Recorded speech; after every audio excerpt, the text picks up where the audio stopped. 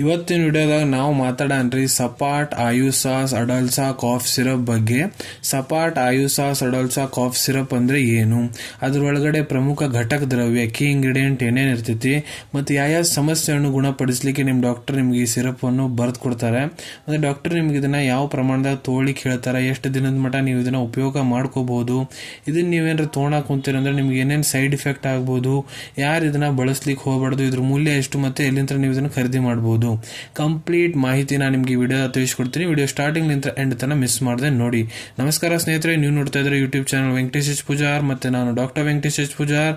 ಬನ್ನಿ ಇವತ್ತಿನ ಚರ್ಚೆಯನ್ನು ಶುರು ಮಾಡೋಣ. ಸೊ ನೋಡ್ರಿ, ಸಪಾಟ್ ಆಯುಸಾಸ್ ಅಡಲ್ಸಾ ಕಾಫ್ ಸಿರಪ್ ಏನಿದೆ, ಇದು ಒಂದು ಆಯುರ್ವೇದಿಕ್ ಪ್ರಾಪರೇಟರಿ ಮೆಡಿಸಿನ್ ರೀ. ಆಯುರ್ವೇದಿಕ್ ಪ್ರಾಪರೇಟರಿ ಮೆಡಿಸಿನ್ ಅಂದ್ರೆ ನೋಡ್ರಿ, ಯಾವ ಮೆಡಿಸಿನ್ಸ್ ಬಗ್ಗೆ ನಮ್ಮ ಆಯುರ್ವೇದಿಕ್ ಸಂಹಿತ ಆಗಿರ್ಬೋದು, ಗ್ರಂಥ ಆಗಿರ್ಬೋದು, ಇಲ್ಲ ಯಾವುದೇ ಟೆಕ್ಸ್ಟ್ ಬುಕ್ ಆಗಿರ್ಬೋದು, ಅಲ್ಲಿ ಇದ್ರ ಬಗ್ಗೆ ಉಲ್ಲೇಖ ಸಿಗಂಗಿಲ್ಲ.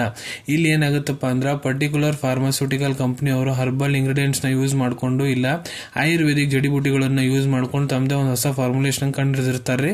ಅದ್ರ ಟೆಸ್ಟಿಂಗ್ ಮಾಡಿಸ್ಕೊಂತಾರ, ಅದ್ರ ಅಪ್ರೂವಲ್ ತಗೊಂತಾರ, ಅವ್ರ ಕಡೆ ಇದ್ರದ್ದು ಮಾಲೀಕಾನ ಹಕ್ಕಿರ್ತೈತಿ. ಅದರ ಸಂಬಂಧ ಇದಕ್ಕೆ ಆಯುರ್ವೇದಿಕ್ ಪ್ರಾಪರೇಟರಿ ಮೆಡಿಸಿನ್ ಅಂತ ಕರೀಲಾಗ್ತೈತಿ. ಮತ್ತೆ ಈ ಸಿರಪ್ ಅನ್ನು ಎಲ್ಲಿ ಬಳಸ್ತಾರಪ್ಪ ಅಂದ್ರೆ ನೋಡ್ರಿ, ನಿಮ್ಗೆ ಏನ್ರ ವೆಟ್ ಕಾಫ್ ಐತಂದ್ರ, ವೆಟ್ ಕಾಫ್ ಅಂದ್ರೆ ನೋಡ್ರಿ ನಿಮ್ಗ ಲೊದಡಿ ಜೊತೆಗೆ ಕೆಮ್ಮಾಗ ಕುಂತೈತಂದ್ರ ಅದ್ರಲ್ಲಿ ಯೂಸ್ ಮಾಡ್ತಾರ. ಇಲ್ಲ ನಿಮ್ಗ ಡ್ರೈ ಕಾಫ್ ಅಂದ್ರ ಒಣ ಕೆಮ್ಮು ಐತಂದ್ರ ಅದನ್ನ ಕೂಡ ಗುಣಪಡಿಸ್ಲಿಕ್ಕೆ ಇದನ್ನ ಯೂಸ್ ಮಾಡ್ತಾರ. ಮತ್ತೆ ಈ ಸಿರಪ್ ನೋಡ್ರಿ ಯಾವುದೇ ರೀತಿ ಆಲ್ಕೋಹಾಲ್ ಇರಂಗಿಲ್ಲ. ಸೊ ಇದು ನಾನ್ ಆಲ್ಕೋಹಾಲಿಕ್ ಸಿರಪ್ ರೀ. ಸೊ ಮತ್ತೆ ಇದ್ರ ಕೆಲವೊಂದಿಷ್ಟು ಸಿರಪ್ ಕುಡಿದ ತಕ್ಷಣ ಏನಾಗುತ್ತಪ್ಪ, ಸಣ್ಣ ಮಕ್ಕಳಿಗೆ ದೊಡ್ಡವರಿಗೆ ನಿದ್ದು ಬಂದಂಗ ಆಗುತ್ತೆ, ಡ್ರೌಸಿನೆಸ್ ಆಗುತ್ತೆ. ಸೊ ಈ ಸಿರಪ್ ಒಳಗ ಆ ರೀತಿ ಏನ್ ಸಮಸ್ಯೆ ಆಗಂಗಿಲ್ರಿ, ಇದು ಡ್ರೌಸಿನೆಸ್ ಒಟ್ಟ ಕ್ರಿಯೇಟ್ ಮಾಡಂಗಿಲ್ಲ. ಸೊ ಈಗ ಮಾತಾಡೋಣ ಇದ್ರೊಳಗ ಪ್ರಮುಖ ಘಟಕ ದ್ರವ್ಯ ಕೀ ಇಂಗ್ರೀಡಿಯೆಂಟ್ಸ್ ಏನೇನಿರ್ತಾವ ಅಂತ. ಸೊ ನೋಡ್ರಿ, ಪ್ರತಿ 10 ml ಈ ಸಿರಪ್ ಏನಿದೆ ಇದ್ರೊಳಗ ಅಡಲ್ಸಾ ಹೊಸ ಏನಿರ್ತೈತಿ 400 mg ಪ್ರಮಾಣದಾಗ ಇರ್ತೈತಿ, ಮತ್ತೆ ಎಷ್ಟಿ ಮಧು 300 mg ಪ್ರಮಾಣದಾಗ ಇರ್ತೈತಿ, ಕಂಠಕಾರಿ 200 mg ಪ್ರಮಾಣದಾಗ ಇರ್ತೈತಿ, ತುಳಸಿ 100 mg ಪ್ರಮಾಣದಾಗ ಇರ್ತೈತಿ, ಬಹೇಡ ಅದು 100 mg ಪ್ರಮಾಣದಾಗ ಇರ್ತೈತ್ರಿ, ಹಳದಿ ಅದು 60 mg ಪ್ರಮಾಣದಾಗ ಇರ್ತೈತಿ, ಶುದ್ಧ ಜೌಖಾರ್ 60 mg ಪ್ರಮಾಣದಾಗ ಇರ್ತೈತಿ, ಶುಂಠಿ 30 mg ಪ್ರಮಾಣ, ಕಾಲಿ ಮಿರ್ಚ್ 30 mg ಪ್ರಮಾಣ, ಪಿಪ್ಪಳಿ 30 mg ಪ್ರಮಾಣ, ಪುದೀನದ ಹೂ ಇರ್ತಾವ ನೋಡ್ರಿ ಅದು 4 mg ಪ್ರಮಾಣ, ಮತ್ತೆ ಕಪೂರ 2 mg ಪ್ರಮಾಣದಾಗ ಇರ್ತೈತಿ. ಇವನ್ನೆಲ್ಲ ಬಿಟ್ಟಿದ್ರೊಳಗ ಫ್ಲೇವರ್ಡ್ ಸಿರಪ್ ಬೇಸ್ ಮಿಕ್ಸ್ ಮಾಡಿರ್ತಾರೆ. ಅದ್ರಲ್ಲಿ ಏನಾಗುತ್ತಪ್ಪ, ನಿಮ್ಗೆ ಸ್ವಲ್ಪ ಟೇಸ್ಟ್ ಬಡ್ಸಿಗೆ ರುಚಿ ಬರ್ತೈತ್ರಿ ಸಿರಪ್ ತಗೊಳ್ಳಿಕ್ಕೆ, ಸಣ್ಣ ಮಕ್ಕಳಾಗಿರ್ಬೋದು ದೊಡ್ಡವ್ರಿಗಾಗಿರ್ಬೋದು, ಯಾಕಂದ್ರೆ ಇಷ್ಟು ಇಂಗ್ರೀಡಿಯೆಂಟ್ಸ್ ಆಗಿರ್ತಾರಲ್ಲ ಕೈ ಬರ್ತೈತೆ. ಅದ್ರ ಸಂಬಂಧ ಫ್ಲೇವರ್ ಬೇಸ್ ಸಿರಪ್ ಮಿಕ್ಸ್ ಮಾಡಿರ್ತಾರ. ಮತ್ತೆ ಅದನ್ನ ಬಿಟ್ಟಿದ್ರೊಳಗೆ ಪ್ರಿಸರ್ವೇಟಿವ್ಸ್ ಕೂಡ ಇರ್ತಾವ್ರಿ. ಯಾವಪ್ಪ ಅಂದ್ರ ಸಾರ್ಬಿಕ್ ಆಸಿಡ್ ಆಗಿರ್ಬೋದು, ಪೊಟ್ಯಾಷಿಯಂ ಸಾರ್ಬೇಟ್ ಆಗಿರ್ಬೋದು, ಇಲ್ಲ ಸೋಡಿಯಂ ಬೆಂಜೋಯೇಟ್ ಆಗಿರ್ಬೋದು. ಸೊ ಇವೆಲ್ಲ ಇದ್ರೊಳಗೆ ಪ್ರಿಸರ್ವೇಟಿವ್ಸ್ ಕೂಡ ಇರ್ತಾವ್ರಿ. ಸೊ ಈಗ ಮಾತಾಡೋಣ ಇದ್ರ ಕಂಟೆಂಟ್ ನ ಏನ್ ಹೇಳಿದೆ, ಅದ್ರ ಪ್ರಾಪರ್ಟೀಸ್ ಏನಪ್ಪಾ ಅಂತ. ಸೊ ನೋಡ್ರಿ, ಇದ್ರಾಗ ಅಡಲ್ಸಾ ಮತ್ತೆ ಕಂಠಕಾರಿ ಏನಿದೆ ನೋಡ್ರಿ, ಅದು ನಿಮ್ ಕೆಮ್ಮುವನ್ನು ಗುಣಪಡಿಸ್ಲಿಕ್ಕೆ ಕೆಲಸ ಮಾಡ್ತೈತಿ. ಮತ್ತೆ ಇದ್ರೊಳಗೆ ಹಳದಿ ಮತ್ತೆ ಎಷ್ಟಿ ಮಧು ಏನಿರ್ತೈತಿ ನೋಡ್ರಿ, ಅದು ನಿಮ್ ಗಂಟಲ್ದಾಗ ಕೆರೆತ ಇರಿಟೇಷನ್ ಏನಾಗುತ್ತೆ ಅದನ್ನ ಕಡಿಮೆ ಮಾಡ್ಲಿಕ್ಕೆ ಕೆಲಸ ಮಾಡುತ್ತಾ. ಮತ್ತೆ ಇದ್ರೊಳಗೆ ತುಳಸಿ ಏನಿರ್ತೈತಿ ನೋಡ್ರಿ, ಅದು ನಿಮ್ದ ಇಮ್ಯುನಿಟಿ ರೋಗ ಪ್ರತಿರೋಧಕ ಕ್ಷಮತೆ ಏನಿರ್ತೈತಿ ಅದನ್ನ ಗಟ್ಟಿ ಮಾಡ್ಲಿಕ್ಕೆ ಕೆಲಸ ಮಾಡುತ್ತೆ. ಇದ್ರಲ್ಲಿ ಏನಾಗುತ್ತಪ್ಪ ಅಂದ್ರೆ ಸಣ್ಣ ಪುಟ್ಟ ಇನ್ಫೆಕ್ಷನ್ ನಿಮ್ಗೆ ಏನ್ರ ಆತಂದ್ರ ಅದು ನಿಮ್ ಮೈ ಒಳಗ ದೊಡ್ಡ ರೋಗದ ರೂಪ ಪಡ್ಕೊಳಂಗಿಲ್ರಿ. ಅದು ನಿಮ್ ಮೈ ಸಣ್ಣ ಇನ್ಫೆಕ್ಷನ್ ನಿಂತ ಹೊರಗೆ ದಬ್ ಬಿಡ್ತೈತ್ರಿ.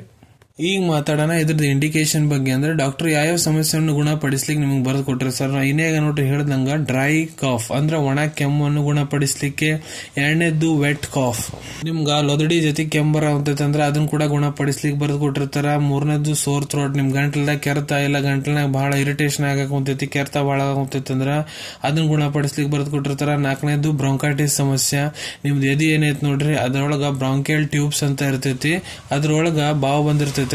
ಆ ಬಾವು ಸಂಬಂಧ ಏನಾಗುತ್ತಪ್ಪ ಅಂದ್ರೆ ನಿಮ್ಗ ಉಸಿರಾಡಕ ಕಷ್ಟ ಆಗ್ತಿರ್ತೈತಿ. ಸೊ ಇದು ಏನ್ ಮಾಡುತ್ತ ಅದನ್ನ ಬಾವನ್ನು ಕರಗಿಸ್ಲಿಕ್ಕೆ ಕೆಲಸ ಮಾಡ್ತೈತಿ, ನಿಮ್ ಉಸಿರು ಹಳವಾರ್ ಮಾಡ್ಲಿಕ್ಕೆ ಕೆಲಸ ಮಾಡ್ತೈತ್ರಿ. ಸೊ ಈಗ ಮಾತಾಡೋಣ ಇದ್ರದ್ದು ಡೋಸೇಜ್ ಬಗ್ಗೆ. ಡಾಕ್ಟರ್ ನಿಮ್ಗೆ ಇದನ್ನ ಯಾವ ಪ್ರಮಾಣದಾಗ ಸೇವನೆ ಮಾಡ್ಲಿಕ್ಕೆ ಹೇಳ್ತಾರಂತ. ಸೊ ಮೊದ್ಲ ಮಕ್ಕಳ ಬಗ್ಗೆ ಮಾತಾಡೋಣ್ರಿ. ಯಾರು ವಯಸ್ಸು 6 12 ವರ್ಷದ ಮಟ್ಟ ಅದಾರ, ಹುಡುಗ ಆಗಿರ್ಬೋದು ಹುಡುಗಿ ಆಗಿರ್ಬೋದು, ಸೊ ಅವ್ರು ನೋಡ್ರಿ ಇದನ್ನ 5 ml ದಿನಕ್ಕೆ 2 4 ಹೊತ್ತು ತಗೋಬಹುದ್ರಿ. ಅದನ್ನ ಊಟ ಆದ ನಂತರನೇ ಸೇವನೆ ಮಾಡ್ಬೇಕಂದ್ರ ಪ್ರತಿ 6 ತಾಸಿಗೆ ಒಮ್ಮೆ ನೀವು ಇದನ್ನ ಕೊಡಬಹುದ್ರಿ, ತಗೋಬಹುದು. ಈಗ ಅಡಲ್ಟ್ ವ್ಯಕ್ತಿ ಬಗ್ಗೆ ಮಾತಾಡೋಣ. ಯಾರು ವಯಸ್ಸು 12 ಜಾಸ್ತಿ ಇದೆ, ಅವ್ರ ಹುಡುಗ ಆಗಿರ್ಬೋದು ಹುಡುಗಿ ಆಗಿರ್ಬೋದು, ಪುರುಷರಾಗಿರ್ಬೋದು ಮಹಿಳೆಯರಾಗಿರ್ಬೋದು, ಅವ್ರು ನೋಡ್ರಿ ಇದನ್ನ 10 ml ದಿನಕ್ಕೆ 2 4 ಹೊತ್ತು ತಗೋಬಹುದು. ಊಟ ಆದ ನಂತರನೇ ಸೇವನೆ ಮಾಡಬೇಕು. ಅಂದ್ರೆ ಪ್ರತಿ 6 ತಾಸಿಗೆ ಒಮ್ಮೆ ತಗೋಬಹುದ್ರಿ. ಈಗ ಎಷ್ಟು ದಿನದ ಮಟ್ಟ ನೀವು ಇದನ್ನ ಸೇವನೆ ಮಾಡ್ಬೇಕಂತ ಸೊ ನೋಡ್ರಿ, ಅದು ಡಿಪೆಂಡ್ ಆಗುತ್ತಾ ನಿಮ್ಮ ಟ್ರೀಟಿಂಗ್ ಡಾಕ್ಟರ್ ಮೇಲೆ. ನಿಮ್ಮ ಟ್ರೀಟಿಂಗ್ ಡಾಕ್ಟರ್ ಯಾವಾಗ ನಿಮ್ಗೆ ಹಿಸ್ಟ್ರಿ ತೊಗೊಂತಾರ, ನಿಮ್ಗೆ ಕ್ಲಿನಿಕಲಿ ಎಕ್ಸಾಮಿನ್ ಮಾಡ್ತಾರ, ಮತ್ತೆ ಯಾವ ಸಮಸ್ಯೆಯನ್ನು ಗುಣಪಡಿಸ್ಲಿಕ್ಕೆ ಅವ್ರನ್ನ ಬರೆದು ಕೂಡ ಒಂಥರ ಅದ್ರ ಮೇಲೆ ಡಿಪೆಂಡ್ ಆಗುತ್ತೆ ರೀ. ಇಲ್ಲ ನೀವು ಏನಾರ ಇನ್ವೆಸ್ಟಿಗೇಷನ್ ರಿಪೋರ್ಟ್ ಅವ್ರ ಕಡೆ ತೊಗೊಂಡು ಹೋಗಿರಂದ್ರೆ ಅದನ್ನು ಕೂಡ ನೋಡ್ತಾರ. ನಿಮ್ಮ ಟ್ರೀಟಿಂಗ್ ಡಾಕ್ಟರ್ ನಿಮ್ಗೆ ಎಷ್ಟು ದಿನ ಇದನ್ನ ಸೇವನೆ ಮಾಡ್ಲಿಕ್ಕೆ ಹೇಳೋಂತಾರೆ ಅಷ್ಟು ದಿನ ನೀವು ತಗೋಬಹುದು. ಬನ್ನಿ ಈಗ ಚರ್ಚೆ ಮಾಡೋದು ಇದ್ರ ಸೈಡ್ ಎಫೆಕ್ಟ್ ಬಗ್ಗೆ. ನೀವೇನಾರ ಈ ಸಿರಪ್ ತೊಗೊಳಕ್ ಕುಂತೀರಂದ್ರೆ ನಿಮ್ಗೆ ಏನೇನು ಸೈಡ್ ಎಫೆಕ್ಟ್ ಆಗ್ಬೋದಪ್ಪ ಅಂದ್ರೆ ನೋಡಿ, ಇದರಲ್ಲಿ ಯಾವುದೇ ರೀತಿ ಸೈಡ್ ಎಫೆಕ್ಟ್ ಆಗಂಗಿಲ್ಲ. ಸೊ ಅದಕ್ಕೆ ನೋ ಸೈಡ್ ಎಫೆಕ್ಟ್. ಈಗ ಮಾತಾಡೋಣ ಇದ್ರದ್ದು ಕಾಂಟ್ರಾ ಇಂಡಿಕೇಶನ್ ಬಗ್ಗೆ. ಅಂದ್ರೆ ಯಾರು ಈ ಸಿರಪ್ ಅನ್ನು ಬಳಸ್ಲಿಕ್ಕೆ ಹೋಗ್ಬಾರ್ದಂತ. ಸೊ ನೋಡ್ರಿ, ಇನ್ನೇಗ ನಾನು ನಿಮ್ಗೆ ಇಷ್ಟು ಕೀ ಇಂಗ್ರೀಡಿಯೆಂಟ್ಸ್ ಘಟಕ ದ್ರವ್ಯದ ಬಗ್ಗೆ ಏನ್ ಹೇಳೀನಿ, ನಿಮ್ಗೆ ಅದು ಯಾವುದೇ ಪದಾರ್ಥದಿಂದ ಅಲರ್ಜಿ ಇತ್ತಂದ್ರೆ ಇದನ್ನ ಸೇವನೆ ಮಾಡ್ಲಿಕ್ಕೆ ಹೋಗ್ಬೇಡ್ರಿ.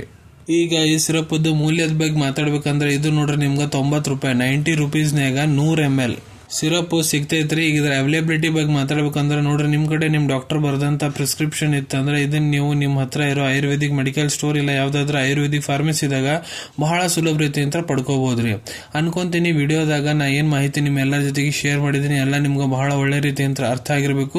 ನೀವು ಮುಂದೆ ಕೂಡ ಇದೇ ರೀತಿ ಮೆಡಿಸಿನ್ ರಿವ್ಯೂಸ್ ನೋಡ್ಬೇಕಂದ್ರೆ ಚಾನಲ್ ತಪ್ಪದೆ ಸಬ್ಸ್ಕ್ರೈಬ್ ಮಾಡ್ಕೊಳ್ಳಿ. ಅಲ್ಲಿ ಬಾಜುವಲ್ಲಿ ಕೆಂಪನ್ ಬಟನ್ ಕಾಣುತ್ತೆ ನೋಡ್ರಿ, ಅದನ್ನ ಪ್ರೆಸ್ ಮಾಡ್ಬಿಡ್ರಿ. ಅದನ್ನ ಪ್ರೆಸ್ ಮಾಡಿದ್ರೆ ನಮ್ಮ ಮುಂದೆ ಹಾಕೋ ಎಲ್ಲ ವಿಡಿಯೋ ನಿಮ್ಗೆ ಬೇಗ ತಲುಪ್ತಾವ್.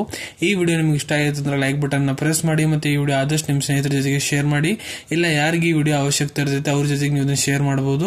ವಿಡಿಯೋ ನೋಡ ಅಂತರ ಕೂಡ ನಿಮ್ಮ ಮನಸ್ಸಿನಾಗ ಏನಾರ ಡೌಟ್ ಇದ್ರೆ ನಮ್ಮ ಕಮೆಂಟ್ ಸೆಕ್ಷನ್ ನಲ್ಲಿ ಕಮೆಂಟ್ ಮಾಡಿ, ನಾ ಅದಕ್ಕೆ ಉತ್ತರ ಕೊಡ್ಲಿಕ್ಕೆ ಪ್ರಯತ್ನ ಮಾಡ್ತೀನಿ. ನೋಡ್ರಿ, ನಾ ಪ್ರತಿ ವಿಡಿಯೋದಲ್ಲಿ ಹೇಳ್ದಂಗ ಯಾವ್ದು ಮೆಡಿಸಿನ್ಸ್ ಡಾಕ್ಟರ್ ಕನ್ಸಲ್ಟೇಷನ್ ಇರ್ಲಾರ್ದು ತಗೊಳಕ್ ಹೋಗ್ಬಿಡ್ರಿ. ಮೆಡಿಸಿನ್ಸ್ ಯಾವಾಗಲೂ ಡಾಕ್ಟರ್ ಸೂಪರ್ವಿಷನ್ ನಾಗ ತಗೋಬೇಕು. ಈ ವಿಡಿಯೋ ಇನ್ಫಾರ್ಮೇಶನ್ಗೋಸ್ಕರ ಮಾಡಿದ್ದೀನಿ. ಸಿಗೋಣ ತಮ್ಮೆಲ್ಲರಿಗೂ ಮತ್ತೊಂದು ವಿಡಿಯೋದಾಗ ಒಂದು ಹೊಸ ವಿಷಯ ಜೊತೆಗೆ. Till then take care. ಧನ್ಯವಾದಗಳು.